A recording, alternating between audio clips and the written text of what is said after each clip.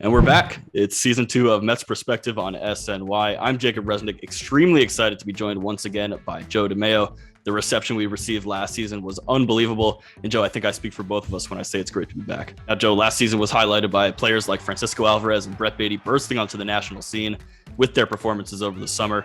We also saw Tyler McGill rise from a real unknown to being a significant contributor in the majors in short order. And before we dive into our top 10 list, Joe, give us the 30,000 foot overview of where this system is right now.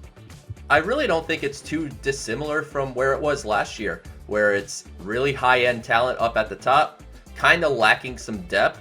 But this year, where it's a little different is we're lacking a little more depth on the pitching side with the trade for Chris Bassett that sent JT Ginn and Adam Oller over to Oakland. So it's still a top-heavy system that needs some depth, but the extra draft picks that they're gonna have inside the top 100 are gonna be very important to increasing the depth of this organization. All right, now let's get into our top 10 lists at the outset of the 2022 season. And Joe, we kind of have a consensus in the top 5 and a different order after that. So take me through your thought process for your list. I'm gonna go through from the top and start with Francisco Alvarez, who's off to a torrid start for AA Binghamton. I mean, often you see the adjustment from single A to AA on the offensive side of the game. So far, Alvarez seems completely unaffected by more advanced pitching. So it's a very special bat that still needs some growth on the defensive side of the game, but Alvarez is clearly one of the top prospects in all of baseball.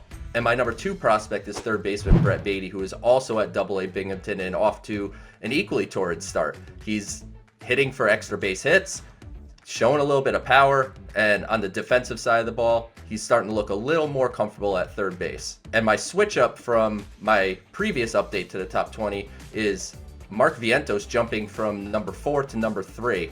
And for me, I think it's a matter of, I think the floor is just higher with Vientos. He's a guy that I firmly believe is going to hit at the next level, and it's just a matter of figuring out his defensive home for the long term.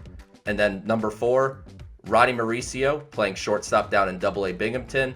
Guy that is off to a pretty solid start, showing some pop. We're going to see if they're going to look to increase his defensive versatility in 2022 as something that in spring training he took some fly balls in the outfield. So there was some thought that they're going to work to increase his versatility this year.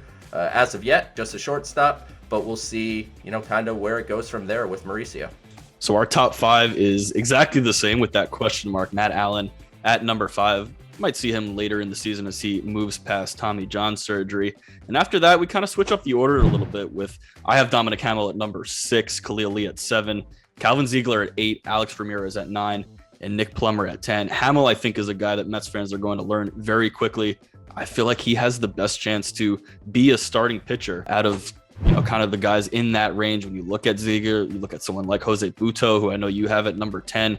Hamill just has a more developed repertoire. He pitched in high-level D1 college baseball. So he's at St. Lucie right now. We'll see how he progresses over the season. Khalil Lee, we saw a little bit last season. He's been off to a slow start for Syracuse. I think Nick Plummer is a guy who we might see a lot more of. And the guy who's really exciting for me, Alex Ramirez, I have him at number 9. You have him all the way up at number 6, maybe foreshadowing a little bit because he's been off to a fantastic start for St. Lucie. Just tools on tools, hitting for power, not striking out as much as we saw him last year. He's still just 19 years old. And I think if he keeps hitting at this pace, kind of like we saw with Francisco Alvarez last year, he'll be up to Brooklyn in short order. Now, Joe, one of the questions I would say we get most often is, are there any prospects that can help the Mets now? And I don't know if Mark Vientos is quite ready for the show, but he's certainly the closest among the core of top prospects in the organization. Yeah, he's definitely the closest amongst, especially when you're talking about the guys like Alvarez and Baty and Mauricio. Vientos is kind of a step ahead of them as far as being closer to the big leagues. But what I'm looking for from Vientos this year is to continue the offensive pace that he set last year in AA Binghamton. I know in the early going in AAA, he's getting a lot of curveballs away. They're trying to get Vientos to chase. They don't really want to pitch with him, which I think just kind of shows the respect that he's already garnered in a short time. so far he's only played third base, which I think is a little bit interesting because last year in AA, they had him play some first base. He played some left field. There was a period of time where him and Brett Baty were almost alternating by the day who would play left and who would play third. But now that they're both at separate levels, it seems they're both focused at third base. But I'll be interested to see if, as the season goes along, you see Vientos get some more time out in left or at first. Yeah, and I would say certainly don't overlook the fact that he's already on the 40-man roster, having been added last November. That means he's just a phone call away from being up to the major leagues. And I know the Mets have built a lot of depth this season with the veterans they brought in, but a couple injuries to some corner guys, you never know. And Vientos could be that guy who gets the call. This week's guest is Syracuse Mets third baseman Mark Vientos. Let's start with what the past few months have been like for you. Obviously getting added to the 40-man roster in November, and then the lockout hits, and being on the 40-man roster, you can't have any communication with the organization over the winter, and then you have to ramp up quickly to get into spring training. So what have these past few months been like for you overall? Getting added to the 40-man was one of my dream come trues, especially letting my family know. It was a big celebration back at home. The lockout situation was just weird times. Just like didn't really know what was going on. Just had to stay focused on my training and staying ready for a call. That was just the mentality I was taking away with it.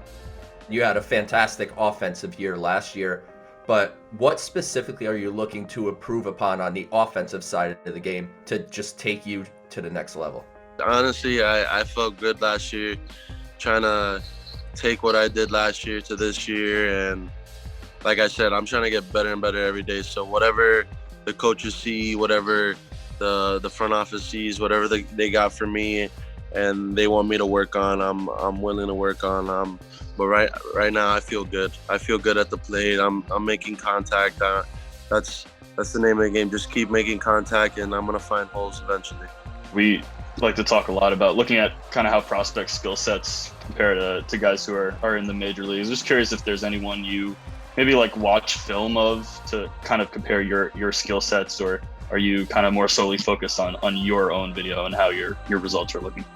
I'm more focused on my swing, my video, on the type of player I am, but obviously there's some players that I like to watch more so, like guys that are fun to watch and like play the game with flair, and obviously the Fernando Tatis, Acuna, like guys like that. Like I like watching them play, just seeing how they go about playing, how much fun they have, and that's the way I want to play. I want to have fun out there, have flair, just make the game interesting, and that's who I like. Those are players that I like to watch. One of the veterans that the Mets brought in this offseason was Eduardo Escobar, who plays third base like yourself. I was curious if you got to work with him at all and get to pick his brain as a guy with a lot of experience at your position.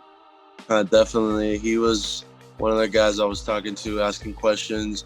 One of the big things he told me is stay humble and make sure that you're like listening to every info as much as possible.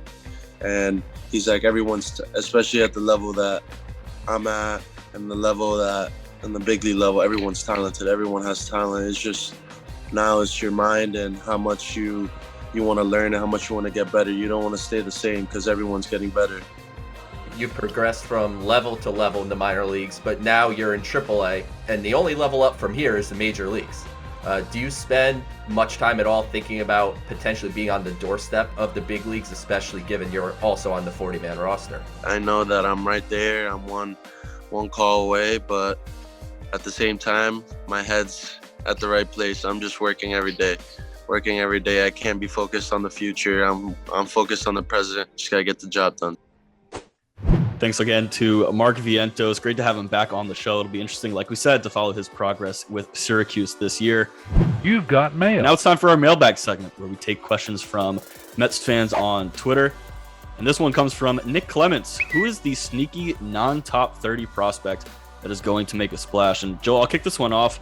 I think Bryce Montes de Oca was kind of a guy who I had some questions about coming into this season. I think it was fair, a guy who sits 99 to 100, but had some trouble finding the strike zone. He was, a little wild and full throttle all the time. And he's gotten off to a great start with Binghamton so far. He still has that fastball and wipeout slider. He's also mixing in a cutter a lot more, which comes in around 93, 94 miles an hour to keep right-handed hitters honest. So, with his age and where he's at in his development, he's a guy who could be up to Syracuse pretty soon, and then he's right knocking on the door if the Mets need some additional bullpen help.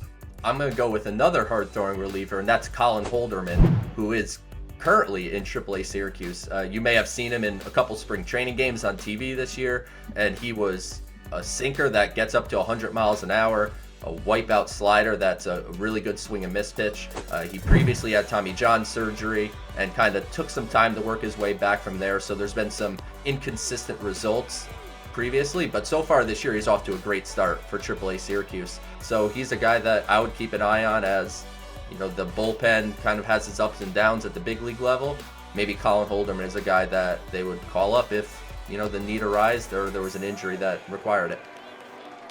That's going to do it for the first episode of Season 2. We've got a great year ahead of us, and we'll see you next time right here on Mets Prospective.